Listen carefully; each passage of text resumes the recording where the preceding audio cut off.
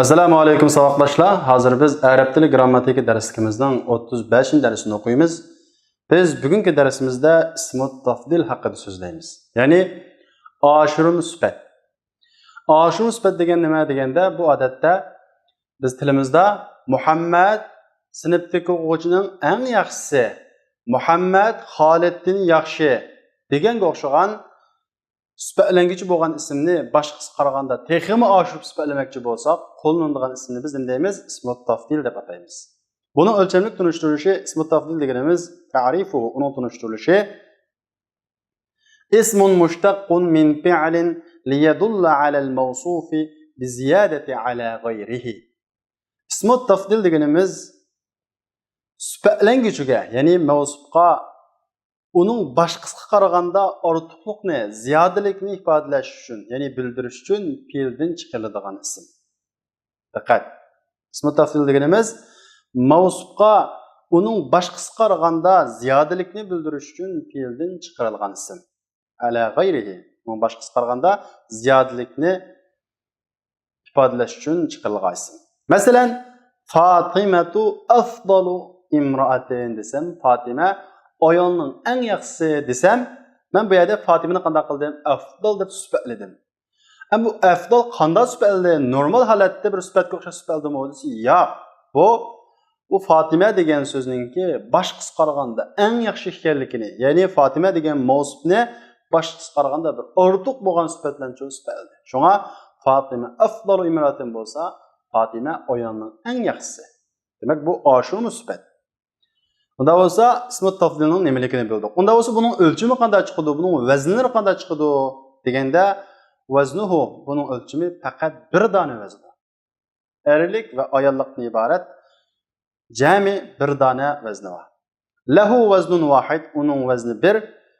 Uning uchun bir vazni bor, af'alu. Uning ma'nosi fa'la o'lchamiga kelgan. Masalan, afdalu fu'la, afdalu fudla deganga o'xshaydi. Afdalu olsa erlik şekli, fudla olsa ayollik şekli. Demek bunun mu erlik ve ayollik var. Qanday vaqtda erlik, ayollik keladi, qanday vaqtda bir xil holat keladi, biz bunu tuvanda so'zlaymiz. Endi bu ismut tafdilni har qanday fe'ldan chiqariladi desa, yo'q, har qanday fe'ldan chiqarilmaydi. Buning chiqarish sharti bor. Ular qaysi deganda, shurutu savg'ihi, uni chiqarishning sharti çoğum birinciden fiil qanday bo'lishi kerak? 3 harfli bo'lishi kerak. Deydi, la yusagu illa min fi'lil madi thulathi'ul ahruf. Chiqarilmaydi, faqat thulathi, ya'ni 3 harflik mazi fe'ldan chiqariladi. Demak, 4 harflik fe'ldan ismut tafdil chiqarib bo'lmaydi. Ikkinchi sharti musbit bo'lishi kerak, ya'ni bo'lishliq bo'lishi kerak.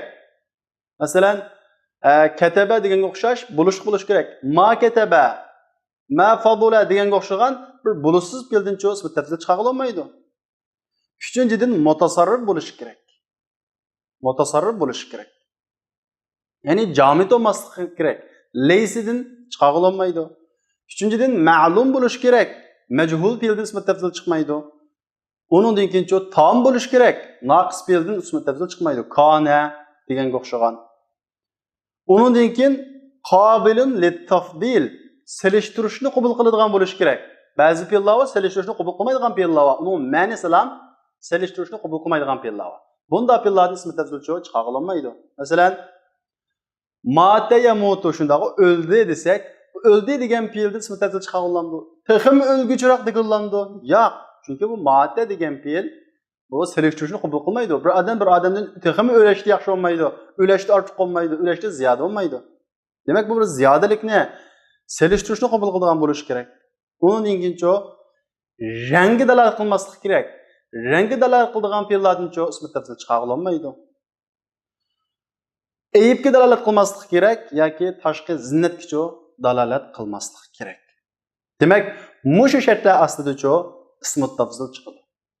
Unda bo'lsa, bu shartlarga tushmagan, masalan, 4 harflikdan qanday fe'l nima chiqaramiz?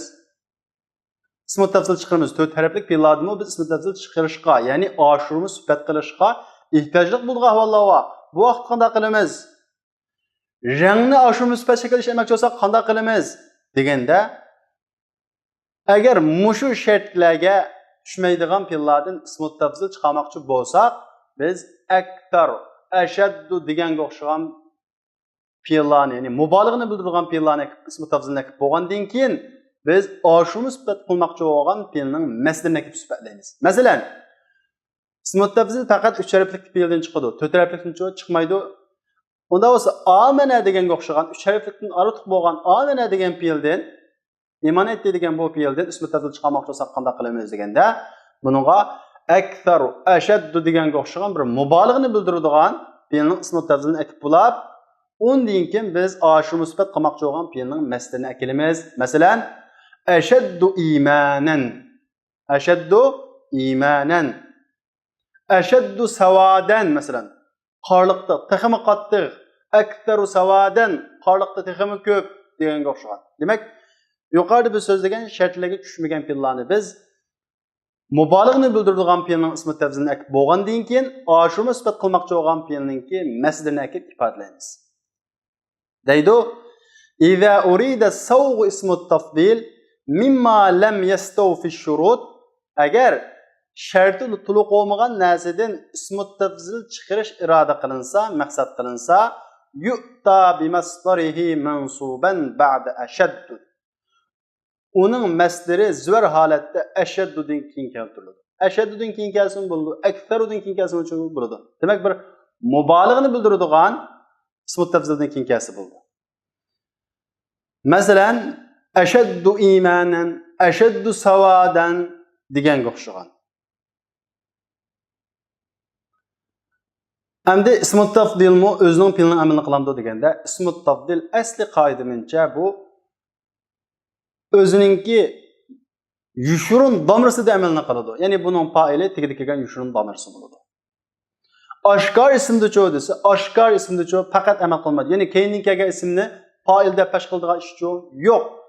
Faqat bir o'rinda oshkor ismda amal qildi. Ya'ni keyindan kelgan ismni nima deb fa'il deb pesh qo'ydigan bunda bir xil o'rinda bo'ladi. Qaysi o'rinda desa, deydi, ismu tafdil ya'malu fi ad-damir al-mustatir aslan. Ismu tafdil asli qoidada damir mustatirda amal qiladi. Demak, oshkor ismda amal qilmaydi. Demak, cho'g'ini ismi tafdil o'zining fe'lining rolini o'ynab, undan keyin kelgan ismni pesh qiladigan ahvol yo'q. O'zining fe'lining rolini o'ynagan vaqtda uning fa'ili tigidagi yushurun domirasi bo'ladi. Masalan, Fatima afdalu imratin desam, Fatima eng afzal ayol deganda afdalu degan ismi tafdilning tigidagi hiya degan domircho fa'ili bo'ladi. Demak, o'zining yushurun domirasicha amal qiladi. Keyindan kelgan ismni fa'ilda pesh qiladigan, ya'ni oshkor ismdacha amal qilmaydi. Ammo bir o'rinda amal qildi. Qaysi? Va ya'malu fil ismi zohir hina ihlal al-fi'li makanahu. Ismi zohirda amal qiladi. Fe'lni, ya'ni ismi tafzilning fe'lni ismi tafzilning o'rniga qo'yish to'g'ri bo'lgan vaqtda. Biz ismi tafzilning o'rniga ismi tafzilning fe'lni akib qo'yg'ili bo'lsa, shu vaqtda ismi zohirda amal qiladi, bo'lmasa qilmaydi. Endi bu ismi tafdilning o'rniga ismi tafdilning fe'lni akilish to'g'ri bo'ladigan o'rin qaysi deganda, masalan, ma ra'aytu rajulan ahsanu fi 'aynihi al-kahlu minhu fi 'ayni Zaydin. Ma ra'aytu rajulan ahsanu fi 'aynihi al-kahlu minhu. Men Zaydning ko'zdagi sürme, onun gözü yarashgan bir adamni ko'rmadim. Ma ra'aytu rajulan ahsanu fi 'aynihi al-kahlu. Ko'rmadim bir adamni güzelroq o adamning ko'zida sürme, onundan Zaydning ko'zdagi degan gap. Men Zaydning ko'ziga sürme yarashganday bir sürme yarashgan adamni ko'rmadim degan gap. Demak, bu yerda ma ra'aytu rajulan ahsanu degan ismi tafdil. Am ismi tafdil bu cümlede oshkor ismda amal qildi deymiz. Ya'ni oshkor ismda amal qilib, bu ahsanu degan ismi tafdil o'zining hasuna degan yoki yahsunu degan fe'lning amalini qilib, al-kahlu, ya'ni fi 'aynihi al-kahlu degandagi al-kahlu degan bu ismni fa'illikqa asosan tashkil deymiz.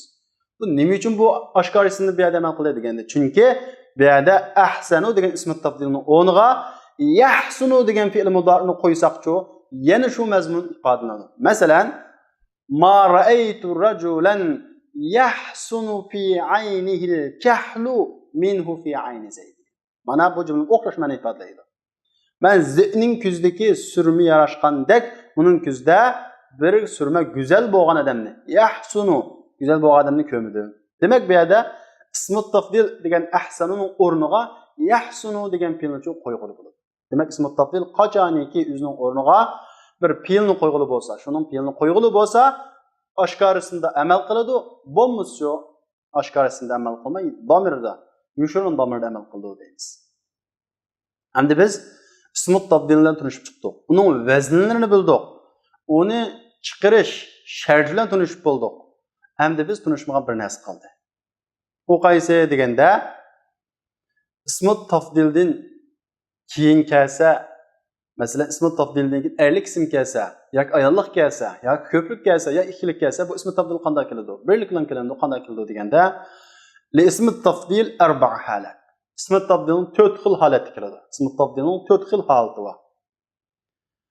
Qaysi desa, ismi tafdilning birinchi xil holati tajarruduhu min al val izofa. Izofatdan va alif lamdan xoli keladigan holati. Va an tattasila bihi min va uningga minning tutishib keladigan. Ba'zida qarinining bo'lib tufayli min tushib ketadi, ammo ba'zida min keladi. Lekin ismi tafdil alif lamsiz va izofasiz keladigan bir xil holati bor. Bunda holat qanday bo'ldi desa, yajibu ifraduhu va tazkiruhu fi jami' ahvali. Hamma ahvolida mayli uningdan keyin kelgan sifatlamoqchi bo'lgan erlik bo'lsin, sifatlamoqchi bo'lgan erlik bo'lsin, ayollik bo'lsin, ikkilik bo'lsin, qanday bo'lib kelsin, uni birlik, erlik holatga keltirish vojib. Hamma ahvolda. İsmi tafdil qanday bo'lganda? Alif lamdan va izofatdan xoli bo'lganda. Masalan, Xolidun afdalu min Zaydin. Bu yerda afdalu degan ismi tafdil alif lamsiz keldi va izofatsiz keldi. Endi Xolidun degan bir mavsuf bu yerda erlikkan. Qanday keldi? Mayli bu erlik olsun, mayli ayollik olsun, shu afdalu sifatida, ya'ni erlik, birlik holatida keladi. Xolidun afdalu min Zaydin. هذان أفضل من هذا المجاهدون أفضل من القاعدين فاطمة أفضل من آمنة هاتان أنفع من هاتين المتعلمات أفضل من الجاهلات. Demek bu yerdeki misallarda erlik birlik, ayollik birlik, erlik köplük, ayollik köplük, erlik ikilik, ayollik ikilik. Hemmi şekil geldi. Hemmi şekilin hemmisinde ismi tafdil erlik birlik geldi. Nima uchun? İsmi tafdil alif lamsiz ve izofasiz kelgan vaqtida har qanday holatda bir xil holatga keladi. Ya'ni erlik birlik holatga keladi. Endi ismi tafdil alif lamsiz izofasiz kelsa shunday bo'ldi ekan. Alif lamliq izofatlik kelsa qanday bo'ladi? Yoki alif lamliq izofasiz kelsa qanday bo'ladi deganda, oldi bilan alif lamliq izofasiz kelib qolsa. Alif lam bilan keldi, ammo izofasiz keldi. İqtiranuhu bi al, yani alif lam bilan birleşib kelib qolsa, yajibu mutabaqatuhu lima qablahu. İlgiristiki agishishi vojib, ya'ni mavsufga agishishi vojib. Uni sifatlamoqchi bo'lgan ism, ya'ni beshlik kelgan ism erlik bo'lsa, erlik, ikkilik bo'lsa, ikkilik, ayollik bo'lsa, ayollik mas holat keladi. Va yamtani'u wasluhu bi min. Ya'ni ismi tafdil alif lam bilan kelgan vaqtida uning keyindan min ekilish, xuddi Xolidun afdalu min dedik shundaymi? Mushunga o'xshagan min ekilish xato. Masalan, huval afdalu. Qaranglar, huva degan domir erlik birlik bo'ladi. Al afdal debchi erlik birlik keldi. Hiyal fudla, humal afdalan, al fatimatani, humal fudlayan, humul afdalun, hunnal fudlayat.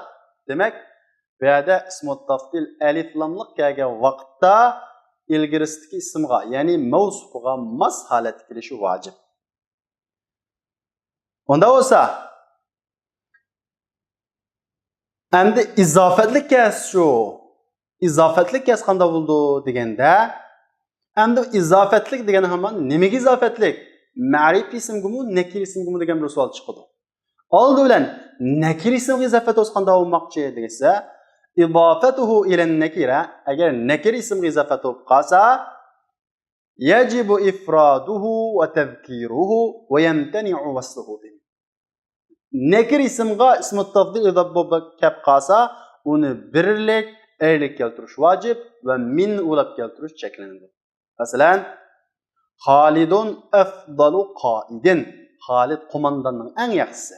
Bu yerda afdalu degan ismi tafdil, qoid degan nekir ismga muzof bo'ldi. Mana qachoniki ismi tafdil nekir ismga muzof bo'lsa, alif lamsiz ammacho izofatlik. Nekir ismga izof bo'lsa, birlik holatga keladi. Shunga Xolidun afdalu qoidin, Fatimatu afdalu imra'atin, هذان أفضل رجلين هاتان أفضل امرأتين المجاهدون أفضل رجال المتعلمات أفضل نساء. Demek bu yerdeki mavsuf ilgiri kelgan isim erlik gelsin, ayollik gelsin, ismi tafdil bir xil holatda keldi. Qanday bo'lsa, nekir ismga izof bo'lsa. To'rtinchi xil holati. Endi nekir ismga izof bo'lsa shunday bo'ldi ekan. Ma'rif ismga izof bo'lsa desa, ma'rif ismga izof bo'lib qolsa, yajuzu fihi al-wajhan. Buning ikki xil yo'l to'g'ri. Qaysi? İfraduhu va tazkiruhu. Uni bir xil holatga keltirsak ma bo'ladi, ilgirisiga mas holatga keltirsakmi bo'ladi. Masalan, wala tajidannahum ahrasan nasi ala hayat degan bu oyatda ahras degan ismi tafdil, an-nas degan alif lamlik kelgan ma'rifiy ismining bo'ldi, izofat bo'ldi. Bu vaqtda ahras deb bir xil holatga keltirsakmi bo'ladi, ahrasu deb hum degan ko'plik qo'g'achqa ko'plik holatga keltirsakmi bo'ladi. Grammatika jihatdan bo'ladi. Va kazalika ja'alna fi qaryati akabira mujrimiha.